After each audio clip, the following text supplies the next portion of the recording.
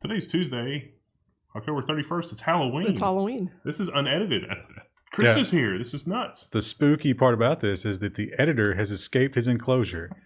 And so we can't edit this episode. So if we screw up, you just have to sit through it. There might be some light editing because we've also got the boiler snake to contend with. Oh, yeah. He just started up. If it sounds like a clanging noise, there it is. On cue. He's been summoned. That's the boiler snake. So. I can sense it coming after years of working with the machinery. There you go. It's about 32 degrees outside, but it's nice and toasty in here because of that horrible clanging noise.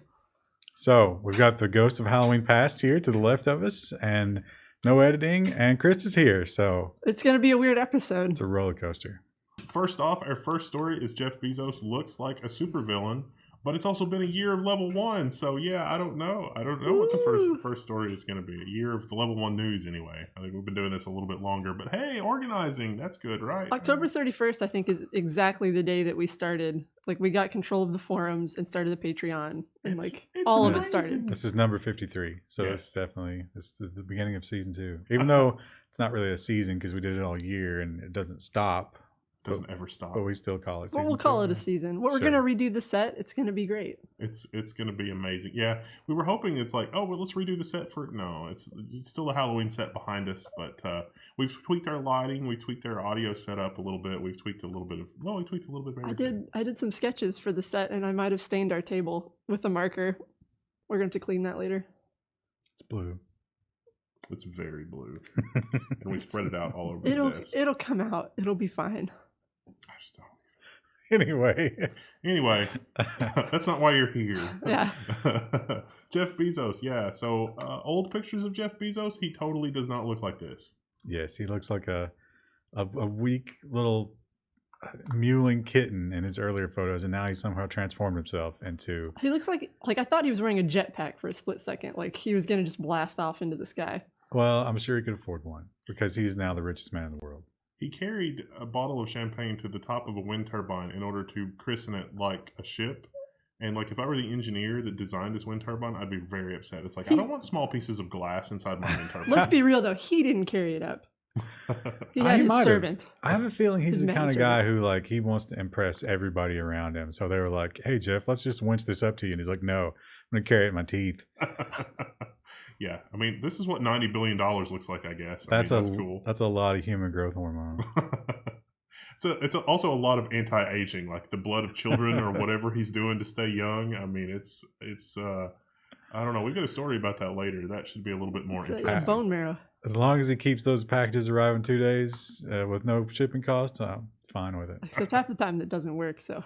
If you do anything with anything on YouTube, you've probably heard the people that have to make content on YouTube for a living, bless their hearts, talking about the adpocalypse. And so YouTube is trying to appease advertisers with a fairly, I mean, would you guys say it's a fairly ill-conceived piece of AI that tries to figure out if a video is monetizer friendly or not? They did it over 3 months, and they were like, no, this one's totally going to be great. We started this back in August. We're releasing it this month, and I don't think it's going to help that much, but well, it's a scorched earth policy, right? I mean, this is the equivalent of the American campaign in Vietnam. It's like, oh, is there a slight possibility there might be some VC in this village? Let's napalm it. So that's a good way to describe it. Actually, they claim they're going to dial that back a little bit, like maybe. They're going to require a little bit of visual evidence, maybe, but I think it's just going to flag everything. Like you don't get it. They're never going to tell you what the algorithm is, so we can't really call them on it. But they claim it's going to be 25% less. It turns out that people that stream a lot of video games, not just stream, but also create videos on video games, like benchmarking, are especially hard hit because the AI doesn't really understand the difference between basically photorealistic games like Battlefield and actual war images, which, you know, sponsors probably actually wouldn't want to sponsor. So a little bit problematic. What if it's like an educational video though? Yeah, we would never want our viewers to associate our product with real things going on in the world of importance. Well, it's funny though, because there are some really amazing YouTube channels for like World War II history, World War I and World War II history, and they're just done. I mean, they're not getting their monetizing back pretty much, even though it's, you know, Discovery Channel level videography and historically accurate film, which is really unfortunate. And plus, there's nothing new there. we've seen all that footage before. There's no new World War II footage coming out. You don't know that. It's where's it going to come from? It's brand new, CG. filmed yesterday. You'd be surprised what they could do with CG these days. Yeah, that's a good point. Maybe that footage could be whitelisted. All those old newsreels and stuff like that. Feed that to the algorithm and be like, no, this is known okay footage. Well, until someone uses that in their Nazi propaganda video. That's true. And then there's no, it just has to be hand curated, I think. I think they've just simply, it's obvious at this point. They're like, no, the advertiser gets what they want. We don't care how dramatic it is, how drastic it is, or who it upsets. This is our business model. We're going to make them happy. And, YouTube's not really ever made any money, has it, as a video hosting platform? Oh yes, it is. It's been wildly, because the whole advertising thing. It has been wildly profitable for. They wouldn't be paying money out if they weren't making money. Yeah, I wouldn't think they'd made that much back. Though. That's profit sharing. They're not dipping into their pockets to give people money. Yeah, and that's like 30%. And you got to think about the other channels, like the really large channels, like the Casey Neistats of the world. YouTube is basically brokering deal. Like Samsung is like, we got to work this out, and the execs at Google are like, yes, we can help you with that. Yes. Speaking of backroom deals with sinister characters, let's talk about Comcast and Fort Collins in Colorado. So this is sort of an ongoing story. It's just another fun example of terrible things companies are doing, trying to do to take over broadband control and stuff. This is really insidious. This is so far $200,000. They're funneling it through smaller groups. They're not giving it directly to the politicians, but they have these little, how would you describe these things? Like corporate created, quote unquote, activist groups who don't want that pesky community broadband municipal to ever happen. And so Comcast alone has put $200,000 in to these two groups to fight municipal broadband because it's terrible. But did you watch the actual advertisements that they've put out? No, I didn't. It's really bad. Oh my gosh, it's wonderful. It's hilarious. Whoever came up with those ads, it's hideously evil. It's one step why would you, how can you work on that and sleep? It's people driving around the town being like, man, the traffic's really slow. This town sucks. I can't believe people want to spend money on improving the internet. What a stupid thing to spend money on, right? Oh, they're saying that the money could be going to better things? Yes. Is that the whole ad is that. Just crying orphans. Yeah. Now, one thing that makes Fort Collins situation interesting is that Colorado already has a state law that would prevent cities from doing this. But the state law that supersedes that in Colorado is that local cities can opt out of the state law. So local voters can say, hey, we don't think that this state law works well with our city. We're going to opt out because the commercial system has failed or whatever. And according to the citizenry of Fort Collins, the commercial options have failed. And as a result of that failure to deliver broadband, they're wanting to do something else, in this case, municipal broadband. Well, they're not even saying they necessarily want to. They're just like, let's explore this and talk about it. And Comcast is like, no, no discussion. The referendum was for, maybe we should look into this. Let's see what this would cost. Yeah. And Comcast just immediately put its boot on their neck. Yes. And started running ads. Other cities in Colorado have already opted out, and it has not gone well for Comcast business interests in that case. So we're talking about a population of just over 100,000 in Fort Collins. So that's worth 200,000 at least. Yeah. So, that's going to tell you something about the profitability of broadband. This is something to keep an eye on, but it is astonishing to me that this kind of thing can happen so transparently. It's like, this is very obviously against the public interest. Broadband is basically a public utility at this point. How can this happen? It's almost like the politicians are in their pockets. I just don't even. I can't believe such a thing would happen. We're always talking about self-driving cars, but we very rarely mention that self-driving cars have got real problems with the rain and snow. So what better thing to do than send self-driving cars to Michigan, where the roads and driving conditions are awful, especially in winter, and see how they do. Specifically Detroit, where not just rain and snow, but maybe not the level of maintenance that you would want. That's true of anywhere in Michigan, though. I've driven in Michigan, and it's just full of potholes. Yeah. Well, no matter where you are, even on interstates. But Detroit definitely doesn't have any extra money to be. Now, I remember California had the permits, right? I think Nevada did one, maybe Arizona. So it really has been super nice weather everywhere they've tested them so far. I'm thinking in my head, it's like, oh, this sounds really good. But in the back of my mind, it's getting the idea of doing like the Thunderdome of like self-driving AI cars, where you just lock a bunch of self-driving AI, and whichever car emerges the victor, then you just iterate that about 10 million times and see how that goes.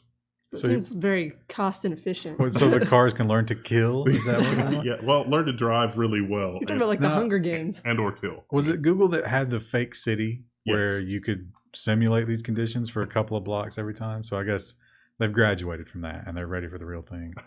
No, it's not. They're not ready. Is Detroit really the real thing? I mean, it's just... Well, I mean, it's real, but maybe not. I mean, it's that whole, if you make it there, you can make it anywhere, right? If the car runs off the road and into an abandoned building, would anybody really notice?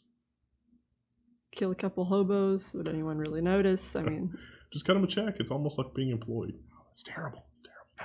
McAfee says it's no longer going to permit government source code reviews. Now, this is a really interesting contrast to the situation that's going on with Kaspersky, because Kaspersky was saying, oh, yeah, no, we totally... But McAfee's saying, no, the risk to our software being co-opted by governments is too great because somebody might see something in our source code and exploit that, and then all of a sudden we're a part of the state spying apparatus and we don't know.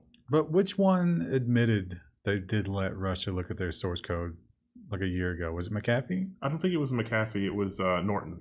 Yeah, Norton. So McAfee is saying, I think Norton caught some flack for that. Yeah. And so McAfee's like, we're not doing that. And in the past, what they've done is they have like a third party, supposedly neutral contractor who's like, okay, we will review this on behalf of the Russian government to get, so they don't look at it directly. Okay, they're saying not even that. Yeah. I mean, neutral, quote unquote. So exactly. Equifax, another follow-up for Equifax. We predicted this. And it was so. A security researcher alerted Equifax well before the hack, and it's raising the question that maybe Equifax was hacked multiple times, and only the most recent hack is the one that they're actually talking about. I think the hack itself was definitely like a database dump or something like that. It was all in one. This guy claims he found web pages where he could just go in and type in names or partial names or whatever. Oh, and find their stuff? And over the web, they would give him the full record with no authentication. Whoa. I believe it was SQL injection in the login form. And it's like, wow, did you just copy paste from Stack Overflow or what? So Jeez. It was a year before, I think they knew for a year. So they went for a year, then they got hacked, and then it was another, 6 weeks before they told anybody? Yeah. So basically a year and 6 weeks of willful ignoring there was a fire and they just wouldn't look at it. Like, no, we don't believe this is a thing. Yeah. I also like how the researcher that was responsible for this was like, don't mention my name. I don't want to be raided because that's a thing. Right, because he murdered the messenger with extreme prejudice. He did technically violate a law by SQL injecting that web form. So you can't even warn people.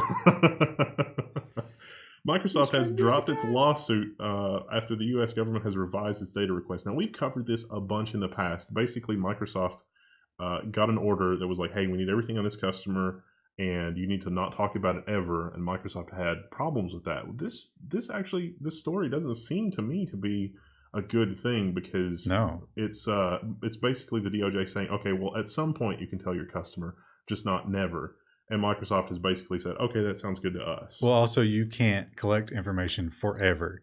You have to tell them when you're going to start and when they're going to stop ratting out on their users. And Microsoft is like, well, that's good enough. Let's save our legal dollars. I think the explanation for why that is a bad thing comes from our next story, because it's like, so, okay, well, what's the level of standard for requesting this information? It's got to be like super terrorists that we've detected from our amazing intelligence network and all this other kind of stuff, right? No. It's just going to be an average person. They're definitely, you would have to protect against individual agents having some sort of vendetta against just people who embarrass them publicly, right? I mean, you definitely want that safeguard. Are you telling me that there's not already a mechanism in place to prevent that? Is that what you're saying? Well, I would need some evidence for that being the case. Oh, and it looks like Techdirt. Techdirt is going to give us that evidence. Look at this. This is a very long read, but if you only read one thing this week, you should read this because it is amazing. It is amazing on so many levels. It is so funny because it's literally like one tweet with a smiley face.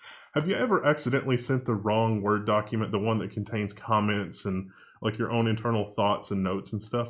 Well, that's in here, but that's not even the story. That's a really funny part of the story, but that's not even the whole story. This starts with basically one agent doing really stupid things.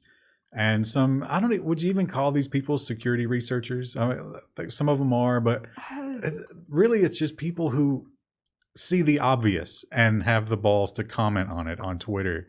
And they made this guy mad.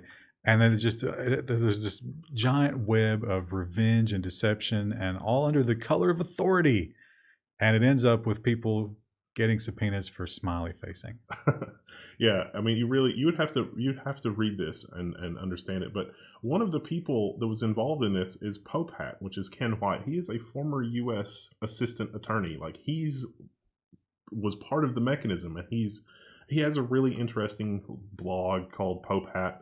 And back when the whole Prenda thing was happening, we covered that a lot. And that's a story for another time. But it's a really great blog, straight up guy. And literally a reply on Twitter is all that was required to have the DOJ issue a subpoena. This is, I mean, as a citizen, this seems like everybody that's involved in this should just be fired. Like, immediately. There's no recovering from this. There's no paid vacation. There's no, like, at all levels here, the agent involved and whoever signed off on the subpoena and anybody else that was even vaguely aware of this, because it's such a blatant abuse of authority. The good news is Twitter actually is fighting this. I mean, it's so ridiculously obvious that this is just vengeful and it's not useful and these people aren't dangerous, that even Twitter is like, you know what, we're going to have to stand up to you on this one.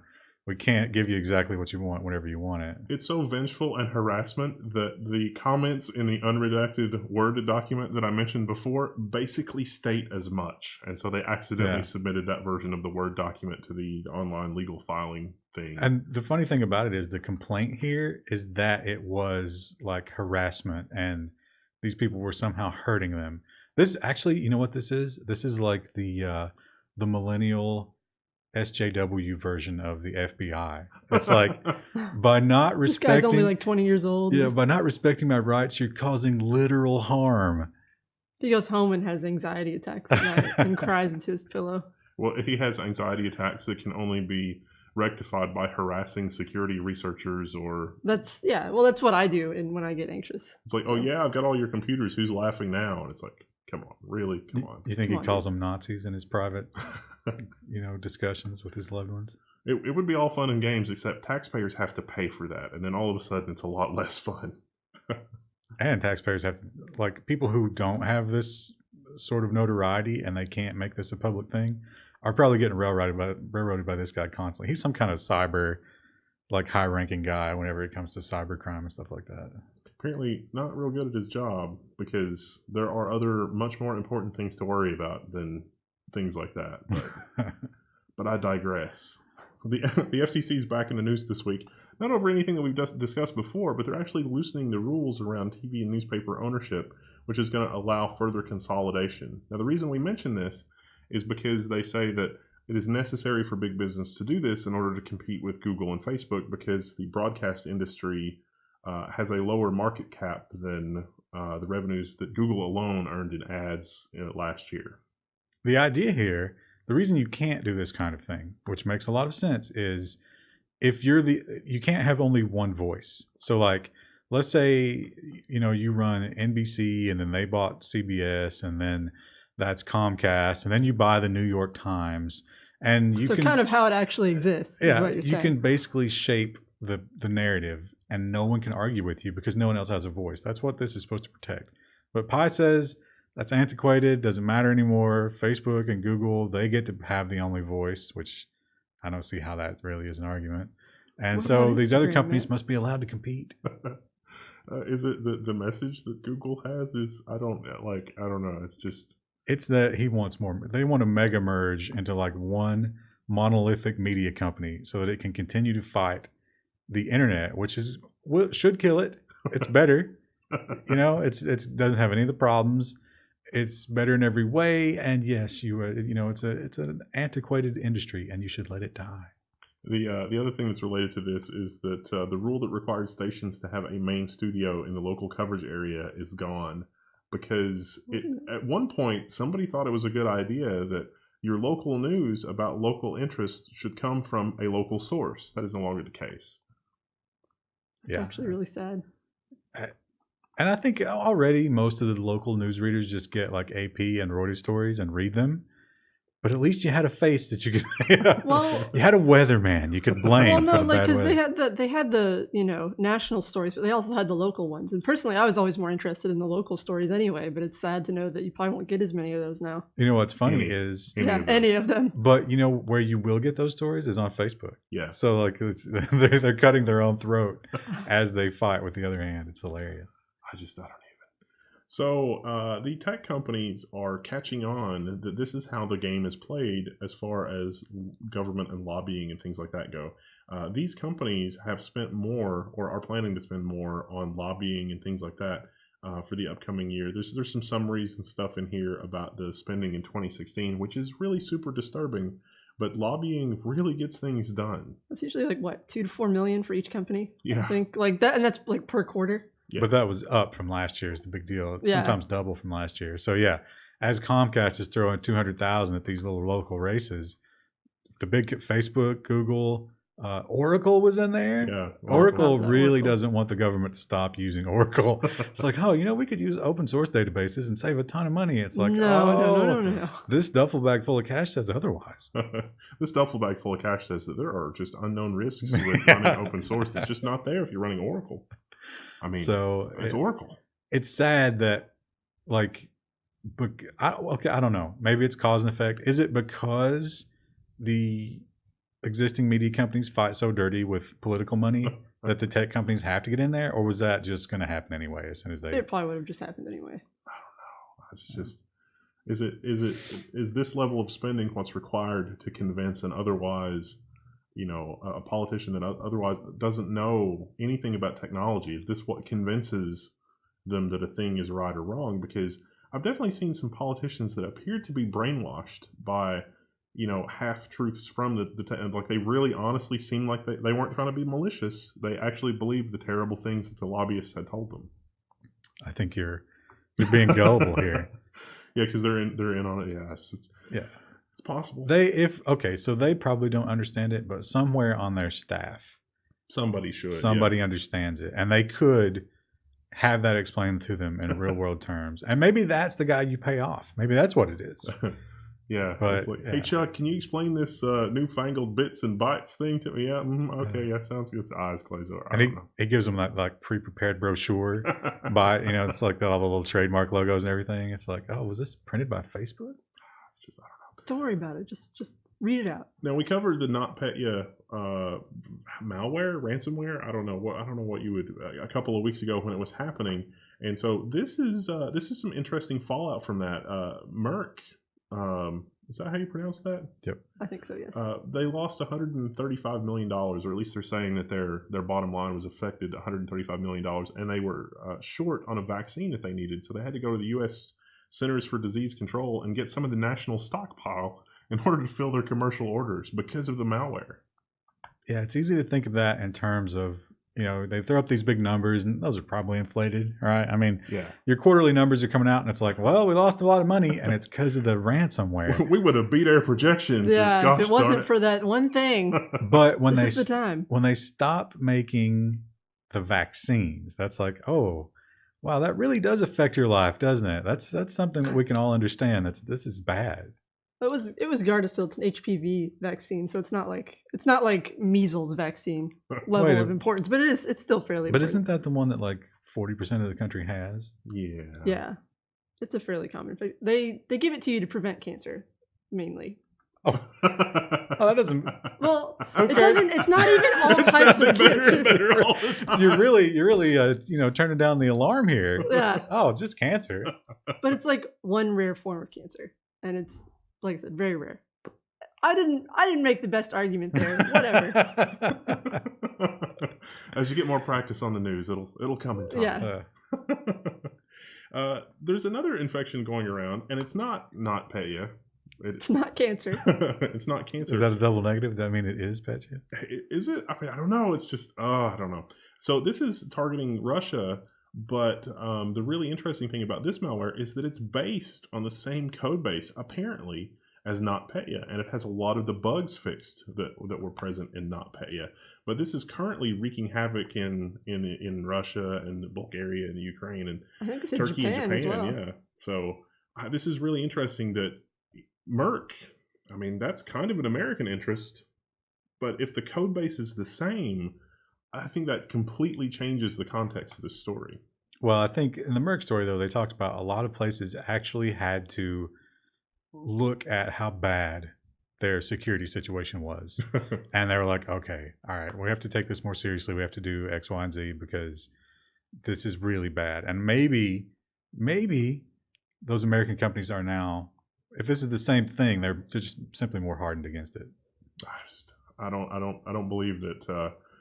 I don't know. There's forces at work here. I think that the exposure is going to come in the forensic analysis in weeks to come. I think this is going to turn out to be a much more interesting story than it is right now, other than just malware and the foreign interests and things like that. New York Times has done something really surprising. They've rolled out their service on Tor, and apparently there's no paywall if you're on Tor. I was sitting here trying to figure out desperately, like, what do they want? They can't serve ads. What are they looking for? You can run ads on Tor. I don't know if they do that because Tor is usually really slow. They might cut it out. I think it's purely for propaganda, right? You want the people behind the Chinese firewall and the people of Syria and whatever to see your New York Times narrative. You want them to be worried about Russia just like everybody else, right? Blame Russia for everything. Well, you can see how they could run different stories on it in theory. Does that really move the public interest that much? I mean, I think the New York Times is like, a lot of people still believe that that's the gospel. If Really? they say it, it must be true. Yeah, I mean, I probably not a lot of our audience, hopefully. Yeah, I kind of take most news sites with a grain of salt, but I think we ought to build a site for like the old school Pulitzer Prize winning, like the journalists, like the hardcore journalists. They have not disappeared. They're still out there, and I would trust those guys more than the corporate interests of the organizations that they work for or don't work for, as is the case for most of them. Yeah, but see, I think they cut their teeth in all those same organizations, and they are some of the worst ones that believe the hype. It's really terrible. And they hate bloggers. Yes. Boy, do they hate bloggers. So you're talking about turning them into the thing that they hate. They also hate people on the internet making random videos and just, it's like, you guys haven't earned this. You guys can't talk about this. And that's like, well, okay. I mean, I kind of believe that. There's been that whole push where it's like a lot of that fake news stuff. They want people to start actually being credentialed as reporters and journalists before they can say anything to tell you what the news is. And I think that those are the very people who would support that kind of thing. Well, I mean, I can see why. I don't necessarily agree, but I can see why they would want that. I mean, it's like, I've been to Nam in the helicopter and I've seen some stuff, and that means that you should, trust me or whatever. It's like, well, it turns out you just need to put that pedigree online. You're being optimistic, though. You're assuming that people who would graduate from those programs and stuff would actually be qualified and not someone who just happens to have a lot of money. And what about, was it Brian Williams who said he got his helicopter shot down and that was just crap? Yeah. he had been there, but to the visitor center. We heard a knock and we just assumed it was a bullet. The gas station. He went and got some Snickers bars. Facebook is this executive. This is really, I love this because he's like, it's just not true that we listen into your phone's microphone. And this executive was like super exasperated. But the more quotes that we got from the executive, the more it seemed like he didn't really understand how the technology works. Well, he just tweeted this as well. It wasn't like an official statement. It's just him tweeting. Well, but they've definitely made the statement in the past. And I think I saw a lot of the big, like we talked about, like the big papers and the big websites running the story. It's like, gosh, you people just got to get it in your head. They're not listening to your microphone. It's like, well, how would you know? It's just, they're just saying this. It's their word against. And of course, the empirical evidence is somebody's like, hey, I was talking about getting a boat to my friend, and suddenly on Facebook there are boat ads.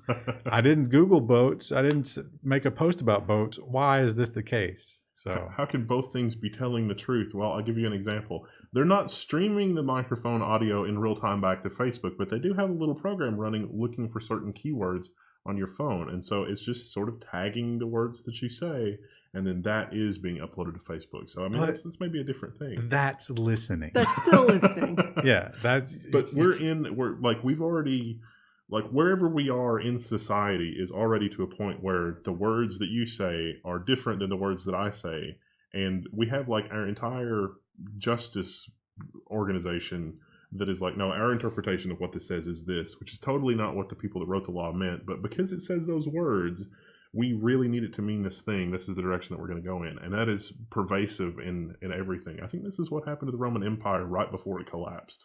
Now, the crazy thing about it is, if you read that article, that's not they don't even admit that much. What they're saying is, it's this, I've noticed this before, like when you don't know the definition of a word, you never see it.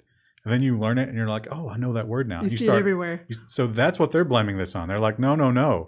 You just, the boat ads have always been there. You just weren't noticing them. But now the boat ads are in your head. So now you're seeing them, man. We're not listening to anything. But why would be targeting boat ads to someone who wasn't interested? Well, you have to ask the Facebook people, the Facebook psychologists who figured this out. I wonder what kind of ads I'm going to get when I'm interested in bugs in LG smart devices that let people spy on them. Smooth segue. Yeah, I mean, this is a vacuum. Like, this is an LG smart vacuum. But this bug was in LG smart fridges and LG, like, smart everything that LG has ever made. And it basically would let attackers take over the device and do all sorts of really crazy things. This vacuum has a camera. Yeah, why? It has a camera. This is a picture of the vacuum, the camera. Look at the dog. There's a little dog looking down at it. I think it's so you can monitor it while it's remote. You're at work and you're just watching your vacuum for whatever reason. Now, the worst one wasn't the vacuum with the camera, though. The worst one was the stove. You could literally, because of the bug in this app, and this... Do you turn it on? Remotely? Oh, you can max it out. You could turn it to like the self-clean mode and just leave it on. And you could do that. Now they have patched it, and I think you have to like compile your own version of the older app to still get this to work. But for a while there was a bug that would let you control what if you left every a pizza device. Box on the oven? That could be catastrophic. I don't know if you could turn the ranges on. I know people that live in apartments in the city, and they totally keep their pots and stuff when they're not using them in the stove. Oh yeah. This is burn your house. Like, I don't like you. This is like a dark silence falls on us as we all think about it. You could burn someone's house down and watch it with the vacuum while it was happening. And like you want to get a better shot of as the fires that move, so you just move the vacuum. Yeah. I mean, there's gonna be videos of that posted on like 4chan where it's like, hey, check it out, guys! I burned down this guy's house, and it's just like the vacuum driver. Pixar didn't happen. Dubs decides what temperature I set on the stove. Oh, Lord. Speaking of things that have horrible vulnerabilities that shouldn't, maritime communication systems, which is what ships use to keep from hitting other ships and to know where things are, to which to go in and out of port. All that's done by computer now, and it turns out that it's really buggy. This is also where you keep all of your, like the records about the people serving on your ship. And I think even like manifests and stuff like that. Now, it's a little bit overblown here because you do have to be like, you have to have some kind of physical access, or they have to otherwise have left the security wide open for you to get to this. You mean like an SQL injection in a login form? But you have to be like standing there apparently, unless they have that that PC opened up otherwise. But I wouldn't be too crazy if like, some pirates, maybe some Somali pirates got on your ship and SQL injected. I am the captain now. It's like, oh, how select where I'm the captain. Like, how are we going to get ransom up? We don't know who these people are. Well, let's just SQL inject the PC and let's email their families and let them know. You think Somali pirates have that kind of tech knowledge? They will in the next 5 years. Yeah, probably in the next 5 years. I mean, just because, they're living in third world conditions doesn't mean they can't figure this stuff out, especially if there's a monetary reward. I wonder if this system's related to the shipping manifest system we saw where the pirates could just SQL search through and it's like, oh, we've got a ton of SNES classics on this ship. Let's just steal those. You think those go for a lot in Nairobi, where they don't have like consistent electricity? Something like something like that would be a great haul if you were going to steal from, because they're easy to unload, they're small, compact, easy to carry. People are not going to ask a lot of questions. It's easy to sell, on a street market or whatever. Tough to sell on eBay though if they're shipping from Africa. eBay would be a little bit of a challenge. You got an iPhone app that asks for camera permissions? Well, did you know that application can take video and pictures without you even noticing? It's not really a bug. It's actually a feature. I'm not surprised by that at all. I mean, it's not something that's going to get fixed because they want it to be that way. Now, we've talked about in the past, when you do stock trading or bank transactions with your phone, it's taking your picture. If you're doing that on the toilet, it's probably just looking at your face. But I mean, there's no way to know. It could be looking at your dirty underwear. Don't point it anywhere weird when you click that send button. And they do that because they don't want you showing up and being like, hey, I didn't make this transaction. And they're like, really? Because this looks like your face. Well, it turns out any app can do that. As long as it's in the foreground and it asks for the camera permission, it can just snap away. Nice. It doesn't have to store them locally either. Yeah. It can just shuttle them right back to wherever it wants. Dell messed up big time.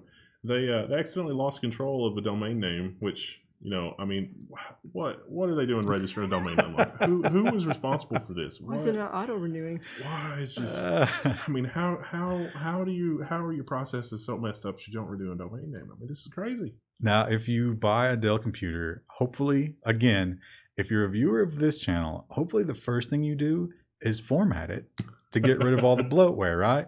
But if for whatever reason you didn't do that, or you bought it for a loved one or whatever, then it automatically has this program installed on it, the backup and restore thing.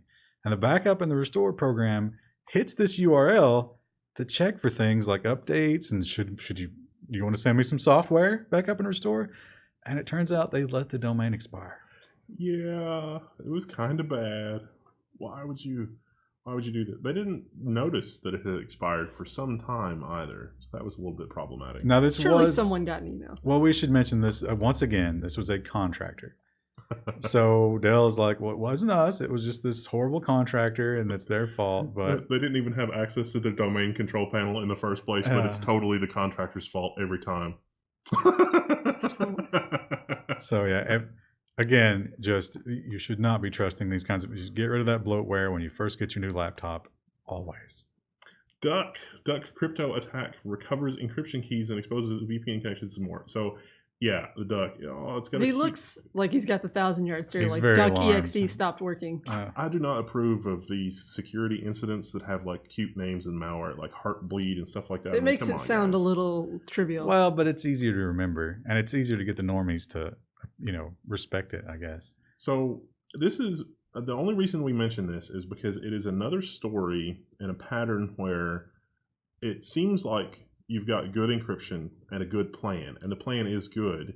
But in this case, they failed to select a random seed number every time that you start the application. It always had the same seed number, and so it became trivial to actually crack the encryption. I think this is on the Fortinet, which is that's a lot. Fortune 500 uses Fortinet devices a ton, and so I think we'll find out that this was actually probably state sponsored, or somebody was deliberately paid off to do this.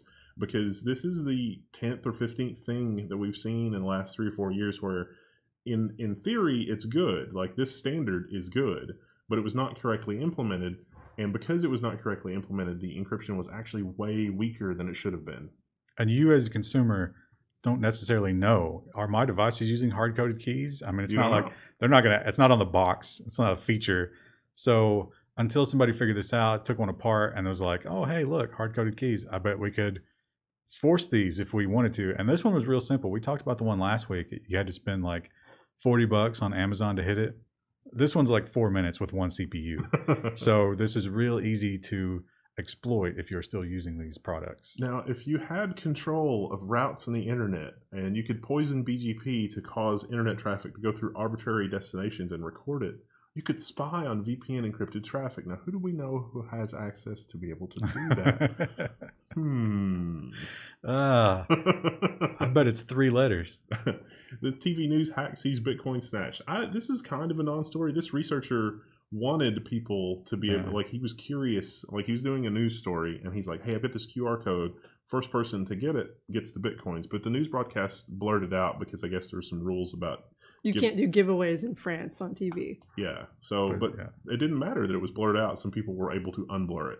Now, you could argue, I don't know what these guys do for a living, but they probably spent way more than $1,000 worth of man hours to, to unblur this image and steal this $1,000 worth of Bitcoins. But I think they felt very smug and like they'd accomplished a lot for doing it. It is impressive. It wasn't just like unblurring it either. Like they figured out a bunch of other things, like all the other possibilities it could be, and like all kinds of crazy stuff. They checked up like 1 million addresses just to see if that was it before they could find it. Yeah. Or not addresses, but like the the blockchain code for whatever that transaction was. That's crazy. EA. We've got a story about EA being a terrible company. So this should surprise no one, right? EA is shutting down fan servers for older Battlefield games. So Rip in peace. These are games that the company really no longer supports. People still want to keep playing them. It's like, hey, let's have some community-run servers. And EA's like, nope, not going to do this. It was GameSpy. These were the GameSpy server games. That's how old they are. But people still liked them. So this company said, you know what? Let's rebuild them and take GameSpy out of the equation. We'll run the servers. And they had lots of, I think hundreds of thousands of players on these things. Now, I suspect that EA is working on something where it's like, because they have that. They're going to sell it to us again? Yeah. Oh, yeah. They have because remastered. That's what Nintendo got real serious about their stuff when that virtual console thing got popular. It's like, oh, we can hit you for another $5 for each of these games and you're getting them for free. No, we will shut that down. And I think EA, because they've got that Origin monthly service thing.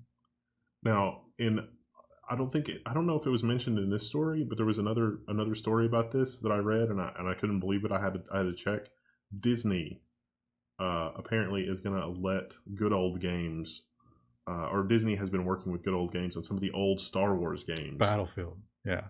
So or Battlefront, yeah. The old Battlefront, not the new one. They just keep using the same name. It's that stupid new thing with games. But people love that game, and the servers were officially down, and they actually did just revive them, and that was like the big deal. That was, I think, in the last couple of weeks. Yeah.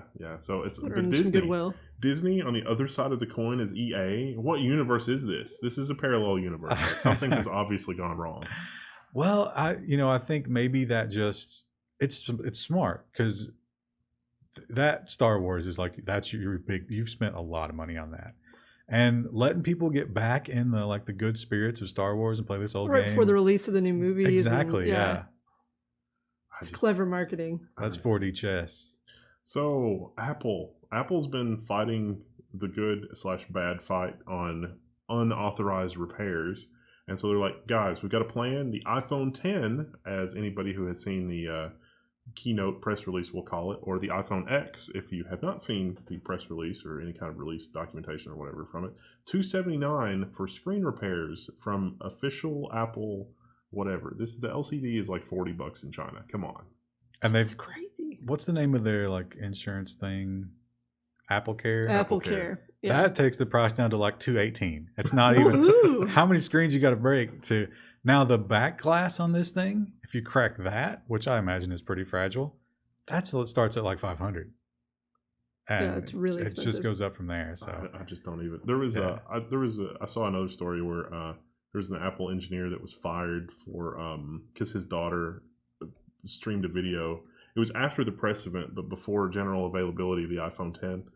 And he was fired because his daughter was like, "Oh my God, my dad has an iPhone 10. It's amazing." And the engineer thought it was okay because it was after the press event. It was not okay. And this is just your PSA that it's a phone. It's not nuclear launch codes. It's a phone. And when it breaks, as they tend to do, it's going to cost you a lot of money. My younger cousins have iPhones. Like that's what they want. And they break them all the time. Like that's going to be so expensive to get fixed. I mean, I guess it always was. Why do they have iPhone 10s? That's crazy. They don't have iPhone 10s. But how far behind are they in generations? Like at Christmas, one of them has a new one, like a fairly new one, like was it 6? I think she had. So Christmas, that's we're at what 8 now? Did we skip 9? Her mom got it on the Trading Post, which is like there's going to be a ton of kids Eastern Kentucky thing at Christmas who are going to get iPhone 10s. Oh, yeah. And they're not getting it off the Trading Post. Yeah. And as soon as they go back to school, they're going to break them. It's just terrible. So expensive. Well, Reddit is in on the we'd like to make money from advertisers too bandwagon. So they conducted a wide range of purge of offensive subreddits, but they didn't really get rid of all that much. I mean, they got rid of a lot, but not really as much as you would think that they would. I read the thread about this as it was happening, and people were talking about what Reddit subreddits had been purged, and one that hadn't been purged was how to kill dead hookers or how to kill hookers, like how to get them into your house, and like they were like, oh, this totally falls within the rules. rules. The rule is supposed to be anything that promotes violence. Like that's That the big definitely thing. promotes violence. Well, like get an escort. I'm not kill arguing. them. I'm not saying that we should keep the kill the hookers subreddit. I'm not taking their position, but I'm saying that a lot of it was like bad imagery. Like one of them was pretty dead girls, which Probably similar to I dead have. hookers. I'm going to stay away from it, but the morbid curiosity that I have to figure out what that is overwhelming. I'm not going to go.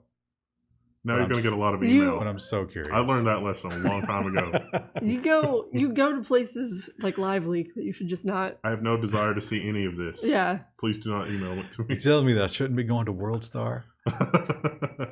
Switching gears to technology news, finally, PCI-SIG has released the PCIe 4.0 spec. So better, faster, stronger, right? Yeah, you'll be able to do an NVMe in 2 PCI Express lanes instead of 4 because that's a thing. But hey, Threadripper 64 lanes, don't care. It's 16 gigatransfers per second. And this, the last one was what, 2011? Yeah. So this has been a long time, but I don't know like what lit a fire under their asses. They're saying 5 will come in 2019. Yeah. It is possible. We have no inside information on this or anything, but it is possible that we see some PC makers actually skip PCI Express 4 and just go straight to 5. Now, don't get too excited because you're probably not going to see anybody using this until 2019 at the earliest. And for 5, it might be like 2022, 2023. Yeah. It's not going to be a real quick adoption, but here it is. It may show up in servers and specialty gear and things like that first too. So the other big technology news this week is that AMD has launched Ryzen Mobile with Zen and Vega to take on Intel and Powerhouse laptops. Now, we only have the AMD slide deck at this point, but the AMD slide deck does include performance numbers. AMD performance numbers you got to take with a little bit of a grain of salt if history is any indication. But to be sure, the Ryzen CPU is incredible. It is incredible for power usage. It's incredible for the high end. It's really amazing. And so I think at Computex, I saw a couple laptops that had Ryzen CPUs in them. They were underclocked desktop CPUs, but they performed really, really well, like astonishingly well.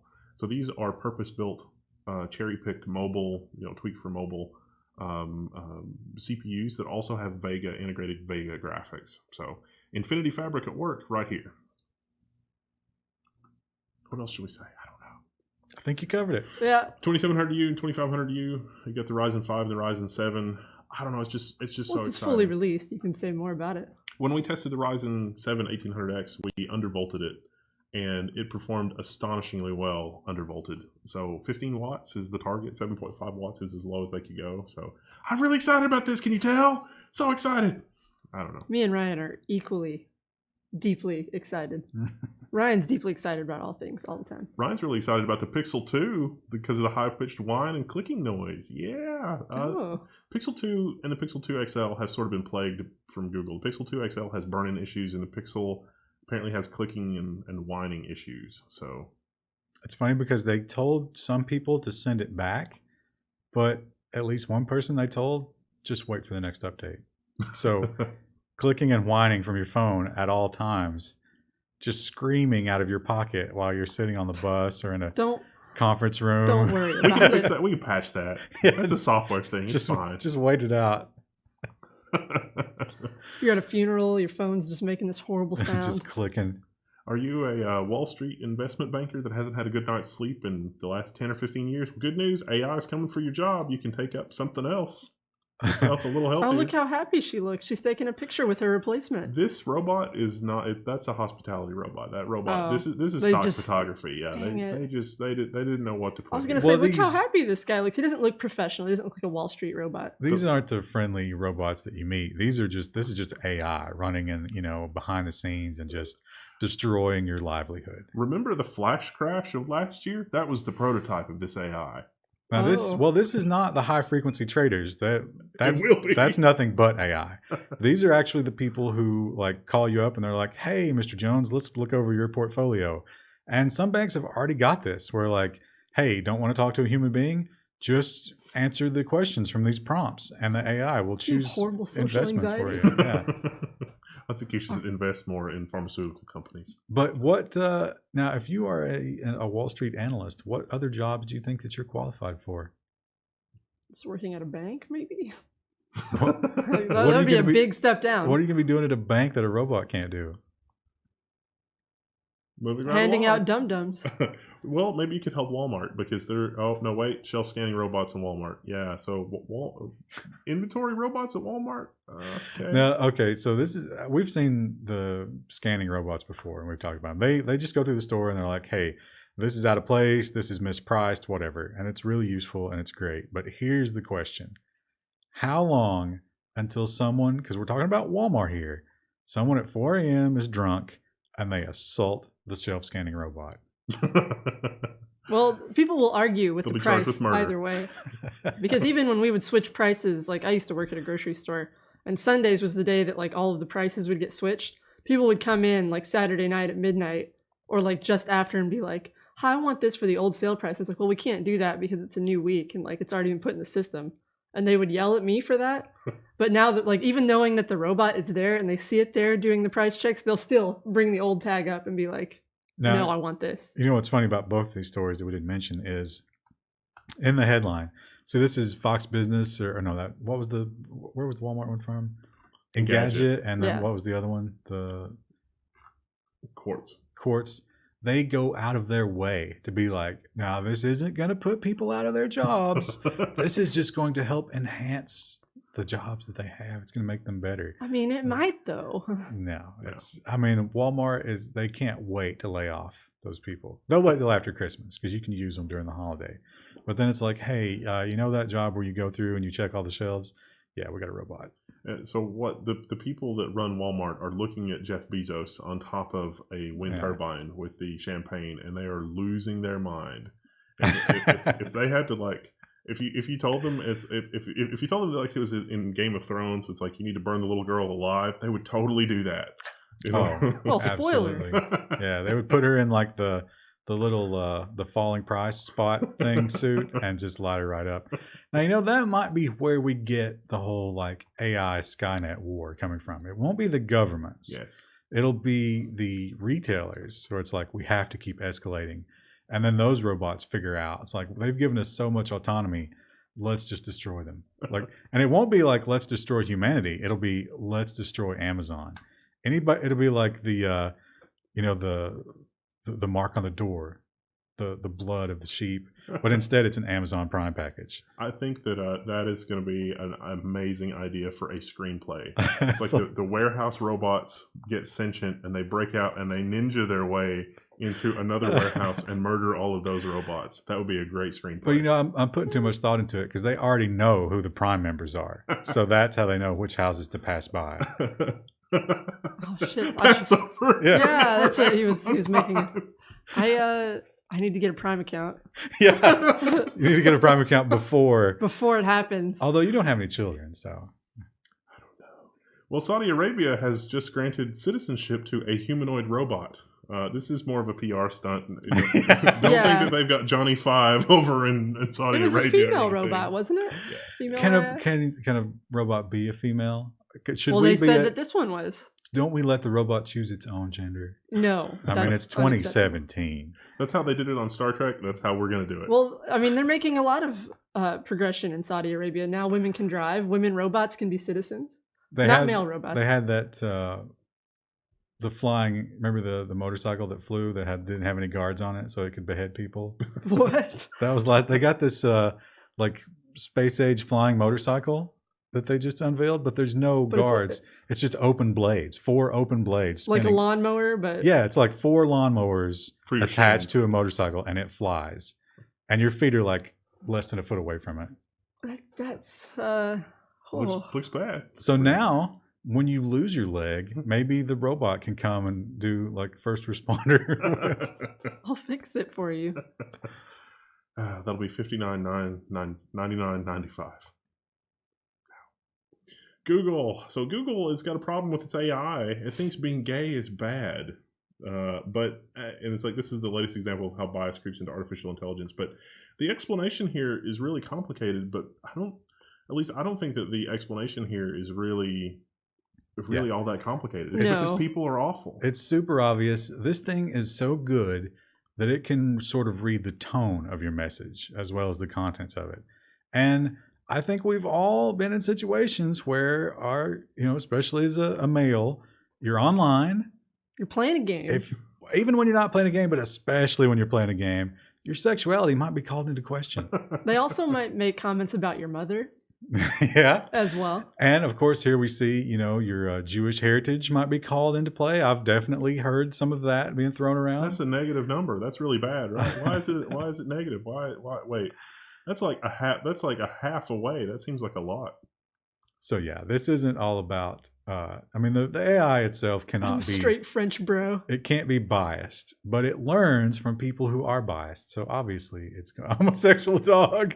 Wow, that's really bad. I know that's something you see a lot in online games. Homosexual dog. Why is this surprising? Yeah, it shouldn't be. Because it's learning from people, and people are awful. And there's lots of awful people on the internet. Enough said. Sony is building a new robot dog next month. Oh, the Aibo. The Aibo, you guys don't understand. The Aibo, when it happened, was like super insanely popular, and people are obsessed. And there's still a huge Aibo. It has a cult following, the likes of which the world has never known since the Aibo. It's I remember those robotic dogs when I was a kid. It's great if you don't want to take the risk of getting a homosexual dog. Or just getting a dog that sits on the carpet. But. Now, the great thing about, you read this article, it's like, oh, they're bringing it back, and, they talk about how it was, a big cult hit. This one's going to have the ability to control household appliances? Why would a dog? I don't give that kind of ability to my dog now. Just like good old, Blue. We let him run the stove and the refrigerator and the microwave. Water for himself. I think this is a good idea, because the dog. I mean, how else are you going to protect from hackers? You got to have the robot dog. So when they use the LG app to turn your stove on, the dog protects you. The dog turns it back, so he's actively man's best friend. Now, what about if they get control of the dog, though? That would never happen. Never. The dog is sentient. It takes care of itself. Like whatever updates and software patches it needs is fine. It also keeps wanting me to buy stuff. So the dog knows if you're a Russian hacker. What if you're a Russian hacker and you legitimately want to get one of these dogs for yourself? What if you're a Russian hacker and the dog rats you out? I don't know how I feel about that. You think Putin will have one of these at his meeting with Merkel? Oh yeah, like a little robot dog? He loves dogs. I'd say he's probably against robot dogs. I'm gonna guess. I don't know if he loves dogs so much as he loves messing with Merkel, because he knows that Merkel's scared to death of dogs, and so just watching the press conference of that, he's just having a field day with her. He should gift her one of those, right? I think he did. I think that he actually did that. Dog? A robot dog? No, not a robot dog, just like a regular dog to mess with. No, but he should get her a robot dog. Work her up to a real dog. That's some real KGB stuff right there, because he would know that they're going to have to grind it into 1,000 pieces looking for bugs and software stuff. And this video has been flagged by YouTube for demonetization.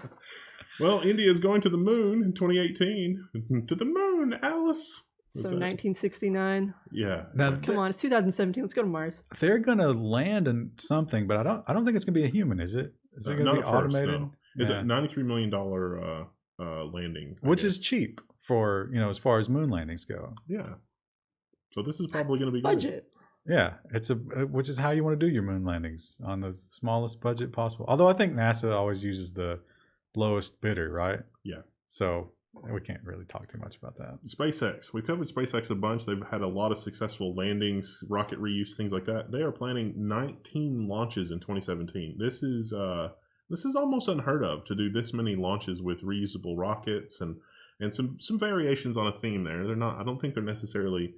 I think these are commercial payloads or whatever. But between the rocket reuse and the software basically being solid, they're feeling really confident about their platform. They, I think they're up to like 15 this year, right? Mm-hmm. So 19, not that crazy. And this will be, fingers crossed. Do they have any more launches this year? That article said 2017. Surely that means 18, right? Yeah. Maybe I misread that. Wait. Yeah, it says launches in 2017. Also, they're going to do like 4 more. Yeah. Incredible. Now, so far though, this year nothing has blown up. Yeah. 2016, a couple things blew up. So those were bugs. Those were software bugs. They're fixed. Don't worry about it. And this article talks about they're actually even getting cheaper insurance. So what madman insures SpaceX launches is like, you know what? We're going to give you a break. You've done so good. We could do a whole video on Lloyd's of London. Lloyd's of London is just the neatest organization. They insure anything. They'll take bets on anything. They'll insure like body parts. Yeah. Which is hilarious. That's common for athletes, right? It's more about like, Kim Kardashian. Like there's literally a model who had her ass insured. If her monetization wasn't gone. It's gone now. I'm trying to think of a title we can use that has something to do with that.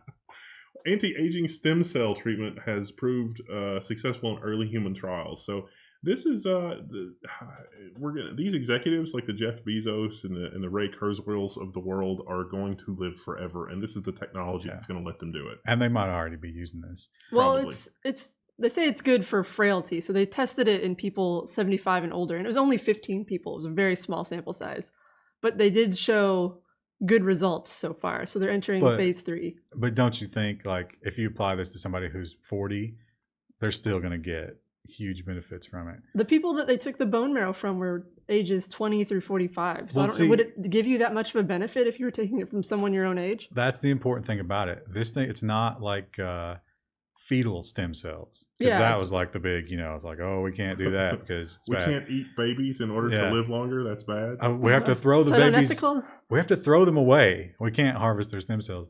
Which I understand how that could lead to. It's like, oh, well, let's just kill the babies to get the stem cells. These come from bone marrow. You have to donate them. You have to have a donor. An adult donor. A young donor.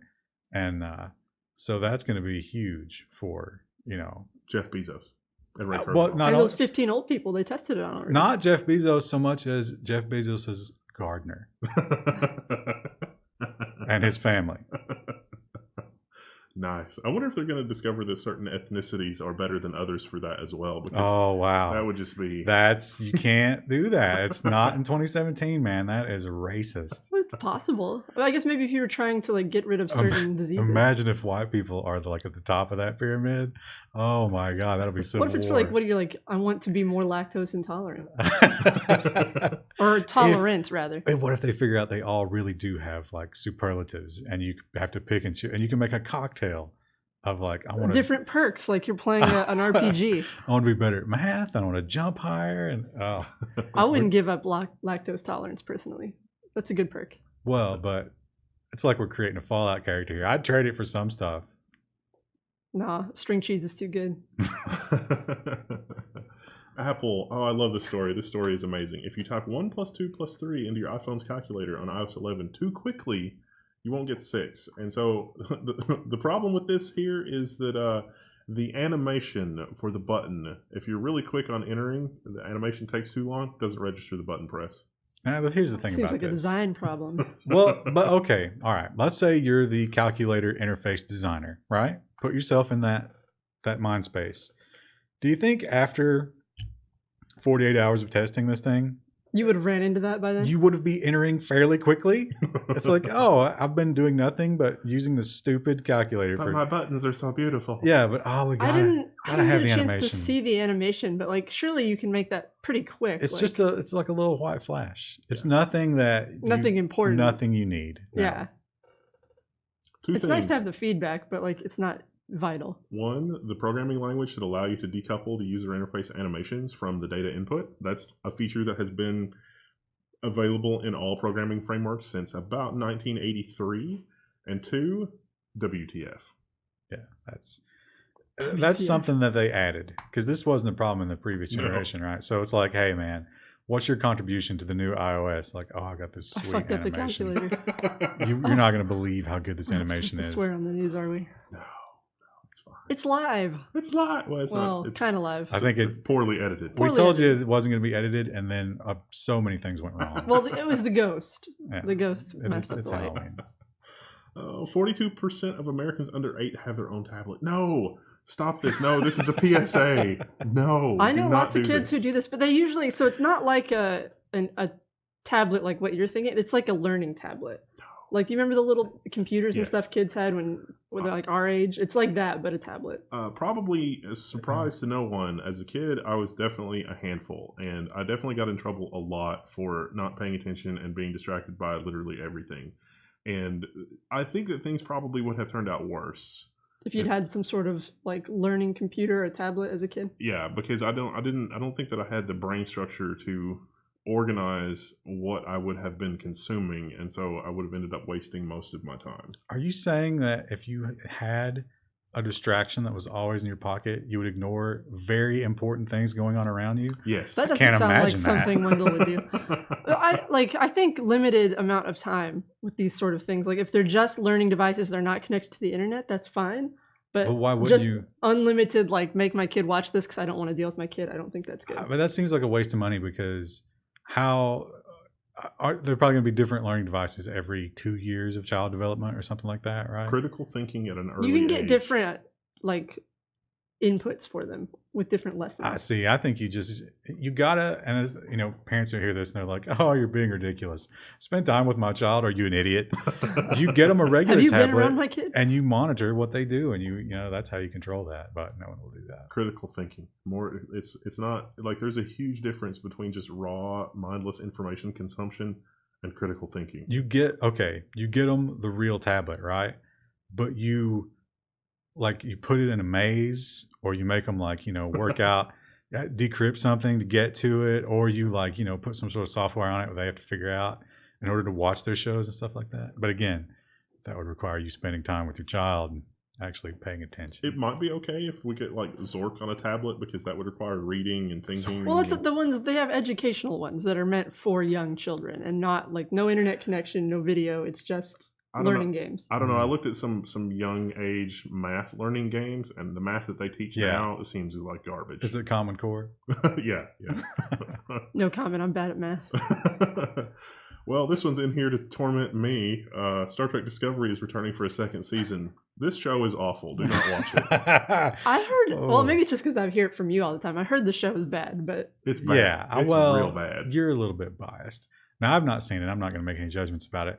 But it was good enough, and it got enough subscribers to whatever this CBS nonsense is, that they're bringing it back. Now, we did discover last time we did a story about this show, and I put them in there every time it comes up because it's hilarious. But it turns out Netflix has this everywhere else in the world except for, I think, the U.S. and Canada. Yeah. I thought Canada kept it. I might have misread. Don't quote me on that. No, I think, Canada... It's on the CBS thing, and then on the US, it's on the CBS thing. But everywhere else, it's on Netflix. It's just, it dawned on me, the reason that I don't like, I've been watching the episodes, but it dawned on me that the reason that I don't like Discovery is because it has a lot of the wrong kind of SJW undertones. That is a lot of, that's strong female captain. But here's the problem, all right? And I'll tell you. What about Janeway? You just admitted the problem. You've watched every single episode. And you're going to watch season 2. Just so you can go on the forums and complain about it. Just like I watch the Hobbit films. Let me give you a chronology of everything that is wrong with every episode. How long you got? I watched a 5-part YouTube series about the Hobbit films and why they were bad. Imagine you're CBS and you get the numbers back and it's like, man, we are getting blasted on the reviews and forums and millions of people hate this. And you're like, well, wait, millions of people are watching it to hate it, right? Season 2 makes perfect sense. I like to think that Star Trek fans are probably they probably skew toward tolerance and open-mindedness, and at least those are things that were taught on old Star Trek. Imaginary world. Yeah, totally imaginary. I mean, that's fair. That's totally fair. Idealistic. I would also use the word idealistic. Overly, unrealistically idealistic.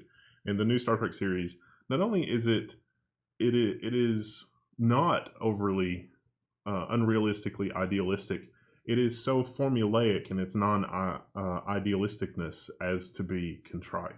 But at the same time, you're paying the special fee and you're logging into your CBS specific DRM. Am I?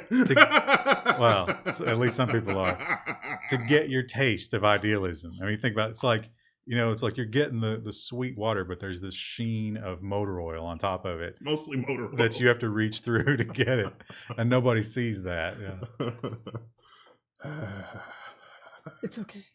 CERN. Okay, so I like this article. CERN scientists conclude that the universe should not exist. I don't think that's what the CERN scientists are saying at all. I think that is what they wrote in the paper. I understand some things about this. That's not what they were saying. So the boiler snake is back. We're going to power through this because it's the last story. What it comes down to is matter and antimatter seem to exist in equal portions. So like an algebra equation, wow, he's angry. Why didn't they cancel each other out? So what is this? IGN? Oh yeah, of course, this is IGN. Their take on that is, well, we shouldn't exist. Yeah. So they were saying that probably in the Big Bang there was some asymmetry in the Big Bang that caused, asymmetry in terms of like the reaction. And it's like, no, it turns out that matter and antimatter are exactly equal and opposites.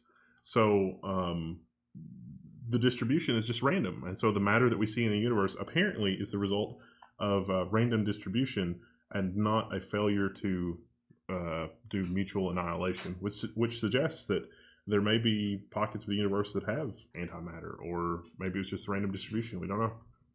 Now, in the past, we had another article that said that they believed because of how difficult it would be to simulate certain kinds of weird physics properties that we could not be in a simulation. And now we find out that traditional science also should not exist. So what's going on? Silly journalists. Who are we?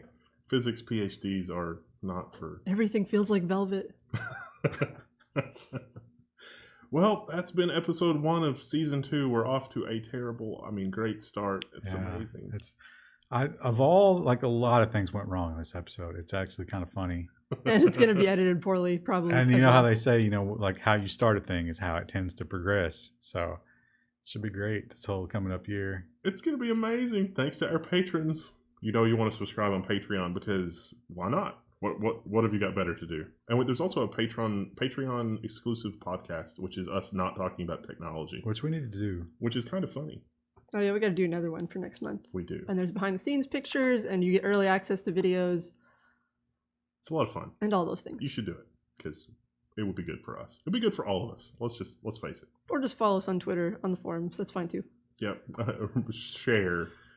Go forth and share and sub and whatever. I don't know. We don't know what we're doing. You do you. Yeah. You do you. But only if it follows us. I'm Wendell.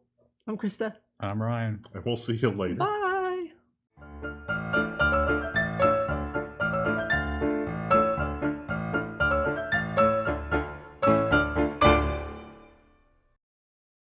Yeah. Oh. It's live. Anything can happen. Where's the remote? I put them over here. Hang on. Wow. Was that thing running off battery maybe? Maybe. Did it get unplugged? It shouldn't be unplugged. We can't edit this out. It's all live. It's exciting. Oh. It's a spooky episode. There's a ghost. This is a really old building. It could be a ghost. You guys don't know. It probably was running off battery.